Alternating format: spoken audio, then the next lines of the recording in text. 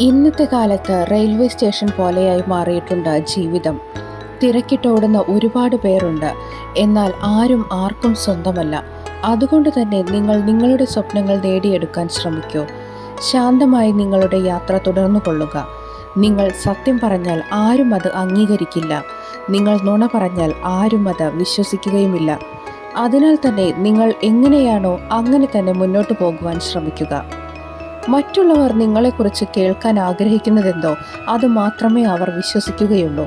മറ്റുള്ളവരെ ഒന്നും ബോധ്യപ്പെടുത്താൻ ശ്രമിച്ച നിങ്ങളുടെ വിലയേറിയ സമയത്തെ നഷ്ടപ്പെടുത്തരുത്. നിങ്ങൾ വ്യത്യസ്തമാണ് എന്നതിനർത്ഥം നിങ്ങൾ മോശമാണ് എന്നല്ല. നിങ്ങൾ ഈ ലോകത്ത് എത്ര നല്ല കാര്യം വേണമെങ്കിലും ചെയ്തോളൂ. നിങ്ങളുടെ മരണശേഷമല്ലാതെ ആരും നിങ്ങളെക്കുറിച്ച് നല്ലത് പറയില്ല. ചില വ്യക്തികൾ കൊതുകിനെ പോലെയാണ്. മൂളിപ്പാട്ടും പാടിയെത്തി നമ്മുടെ തന്നെ ചോര ഊറ്റിക്കുടിച്ച് എങ്ങോട്ടോ പറന്നു പോകും അവർ. ജീവിതത്തിൽ നമ്മുടെ കണ്ണു തുറപ്പിക്കുക നമ്മൾ കണ്ണടച്ച് വിശ്വസിച്ചവർ തന്നെയാകും. വർഷങ്ങൾ മാറി മറിഞ്ഞു പോകുന്നുണ്ട്. പക്ഷേ നിങ്ങളുടെ ജീവിതത്തിന് ഒരു മാറ്റവും സംഭവിക്കുന്നില്ല. നിങ്ങളുടെ ജീവിതം മെച്ചപ്പെടണമെങ്കിൽ മടി പിടിച്ചിരിക്കാതെ പ്രയത്നിക്കാൻ നിങ്ങൾ തയ്യാറാവുക തന്നെ വേണം. ഒരിക്കലും നിങ്ങൾ മറ്റുള്ളവരെ വിശ്വസിച്ച് ജീവിക്കാൻ ശ്രമിക്കരുത്.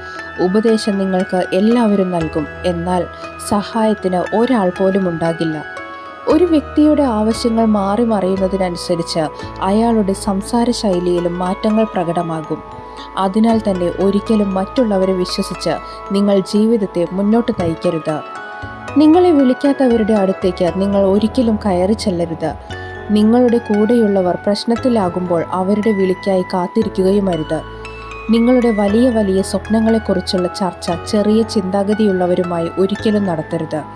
നിങ്ങളുടെ സ്വപ്നം മനസ്സിലാക്കാൻ കഴിയാത്ത ഒരാൾ എങ്ങനെയാണ് ആ യാത്രയിൽ നിങ്ങളോടൊപ്പം ഉണ്ടാവുക? അതുകൊണ്ട് തന്നെ നിങ്ങൾ നിങ്ങളുടെ ലക്ഷ്യത്തിലേക്ക് യാത്ര തിരിച്ചുകൊള്ളൂ. നിങ്ങളുടെ സ്വപ്നം ചെറുതായാലും വലുതായാലും ശരി, നിങ്ങൾ അത് നേടിയെടുത്തിട്ടുണ്ടാവുക തന്നെ വേണം.